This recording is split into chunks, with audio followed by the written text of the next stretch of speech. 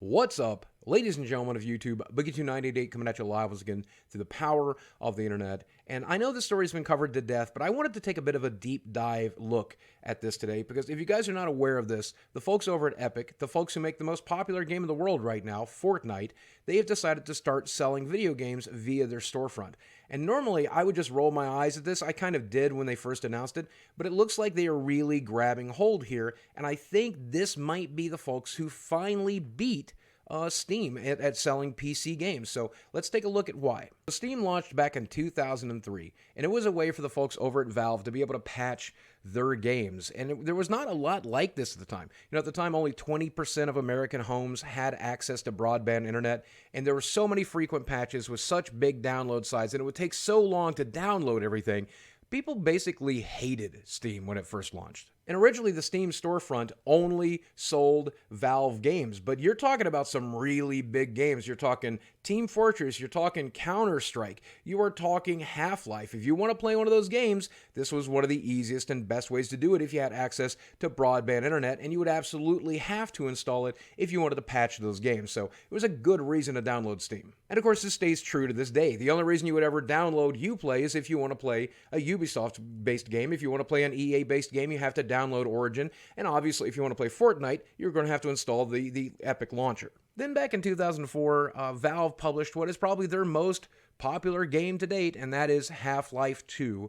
And this obviously was so popular that millions and millions of people installed it, meaning there was millions and millions of installs for Steam. For all the crap that we give EA and Ubisoft and everybody else, Valve made sure that if you wanted to play Half-Life 2, you also had to sign up for Steam. Even if you had a physical copy of the disc, you had to install and use Steam to patch your game. You had to sign up for Steam. So they were definitely interested in making sure you registered for that service, just like EA or Ubisoft does today. Fast forward all the way to 2005, and that's when Ragdoll Kung Fu became the very first non-Valve game available on the platform. And that moment in time is when we saw Steam evolve into a true storefront. It was no longer just a place to download Valve games. It was no longer just a place to patch your games, but it was a place where you could buy third-party games instead. And we've seen the folks at Epic follow this exact pattern, and this is why I think they're going to be successful, because they gave away Fortnite, and in order to play Fortnite, you had to install the Epic launcher, and after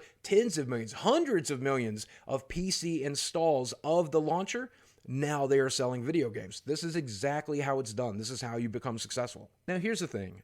EA tried to do the exact same thing with Origin. They ended up selling their own games via Origin and using it as a patcher, and then eventually opened it up to third-party games as well, so you can get, Vampire and Darksiders 3 and things along that lines, Pillars of Eternity over on that system. But Epic has decided to take on Origin as well because they are offering a much better deal for developers than Origin or Steam is offering. Here at the launch of the Epic storefront, this is the revenue split that they are promising. Over on Steam, if you want to sell your game, Steam is going to take 30% of your revenue, leaving 65% to put in your pocket. But Epic Games only wants 12%. So do the math there. Imagine you sell your game at $10 a pop. Then you sell 100,000 copies. That's $1 million in your pocket. Now, normally if you sold that game on Steam, Steam would get $300,000 of that $1 million. Epic only wants to take $120,000. That's a difference of $220,000 more in your pocket. And it's not just a better deal for developers either, because it's kind of a better deal for users as well, because Epic is doing something Steam gave up on doing a long time ago, which is curating their store. The games that are showing up on the Epic launcher currently, right now, they are handpicked by someone over at Epic. Anybody can upload almost anything to Steam. Purchase a game on the Epic launcher and you know somebody has downloaded it, played it, tested, you know the game is at least going to work. Download a game on Steam and sometimes the developer didn't even put an executable file in it, so you can't even play the game. That is the current state of Steam. That has happened many, many times. But it gets even better for the consumer because Epic continues to give away free games. Currently, right now, you can get What Remains of Edith Finch or the Jackbox Party Pack absolutely for free just by downloading the launcher and clicking on a button.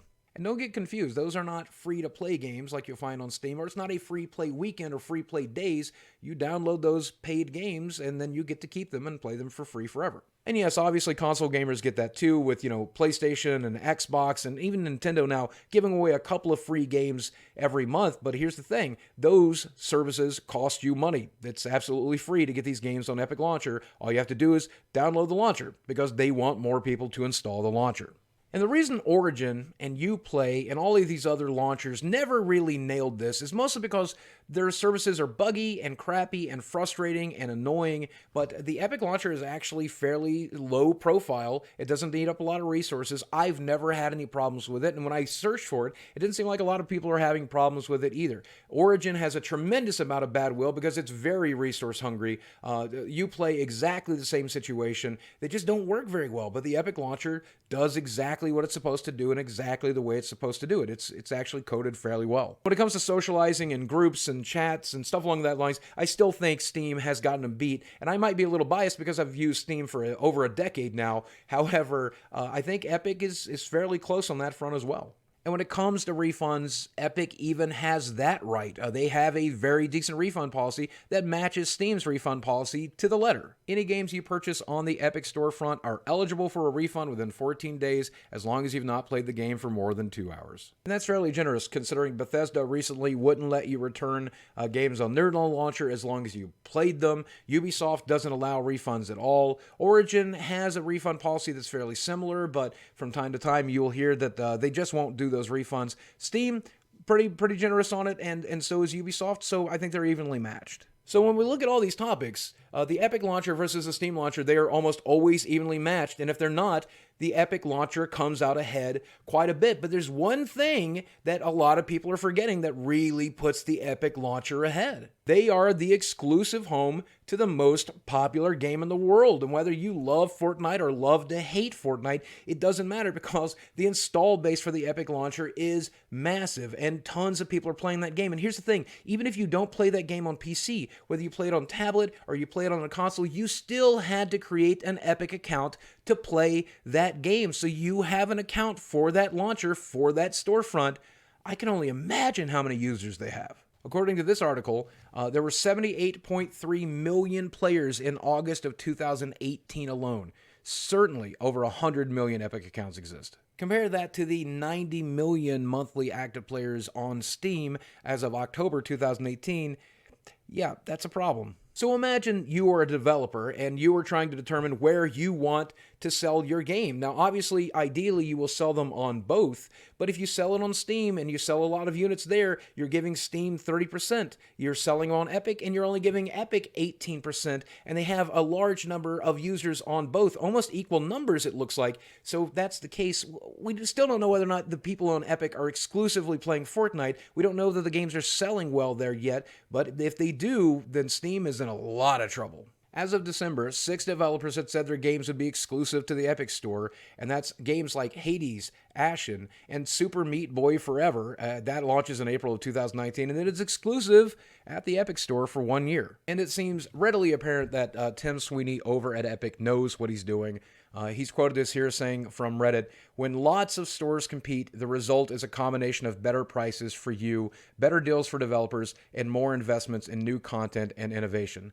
These exclusives don't come to stores for free. They're a result of some combination of marketing commitments, development funding, or revenue guarantees, and this all helps developers." But it's not just good for developers. Competition is good for the consumers as well. You and I are going to benefit from this. Epic Games might finally be the David that takes on the Goliath that is Steam, though I guess in this case it's more of a Goliath versus a Goliath. Regardless, we are going to benefit from that fallout. Origin tried to take them on, but Origin failed because it's run by EA, and EA is not pro-consumer. They are not pro-developer. And the same thing can be said for Uplay and Bethesda's launcher or just about anywhere else. They just aren't thinking pro-consumer the way that Epic is. And look, I'm still going to root for Steam. I would like to have two big giants in the industry duking it out, because this could very well force Steam to start giving away more free games. They could start cutting the percentage for developers to sell on the platform. Or they could do the unthinkable, and that is start making video games again. The reason so many people installed the Epic Launcher is because they wanted to play Fortnite. The reason so many people installed Steam to begin with is because they wanted to play Half-Life 2. So give people a reason to choose Steam. Where are your exclusive games? Where are the games made by Valve? Other than Artifact, which failed 2 months out. Steam needs its own Fortnite. And when I say that, I know what they think. A battle royale set in the Left 4 Dead universe or the Half-Life universe. No, no, no, no. I mean a wildly popular game. Like Half-Life 3 or Portal 3 or Left 4 Dead 3. Just learn to count to 3, honestly. But all of those games and maybe plenty more. Maybe there's a real opportunity here for you to get back into doing what Valve used to do best, which is create trend-setting, incredibly beautiful, wonderful, thought-provoking, imagination-provoking, inspiring, trend-setting video games. And you know what? I'll keep Steam installed if you do. And look, I understand it. A lot of people love to hate Fortnite, and they love to hate Epic for doing it, but I'm here to celebrate because they are finally the competition I think we need to wake up the sleeping giant that is Steam, and maybe we can get Gabe back into doing what I used to love them for, which is making really, really good, trend-setting, amazing video games. Imagine if Gabe wakes up and decides that it's not just enough to revenue split off of other people's hard work, but to do some hard work of their own. But I am afraid it might be too little too late, because you've seen some of the best developers at Steam go elsewhere. We've definitely seen the best writers, including the writer of Half-Life 3, leave Steam in the last couple of years. So whether or not it's too late for them to go back to making video games, I don't know. But certainly they have all the money in the world. There are writers out there. There are talented developers out there. You might even be able to hire back the ones who left.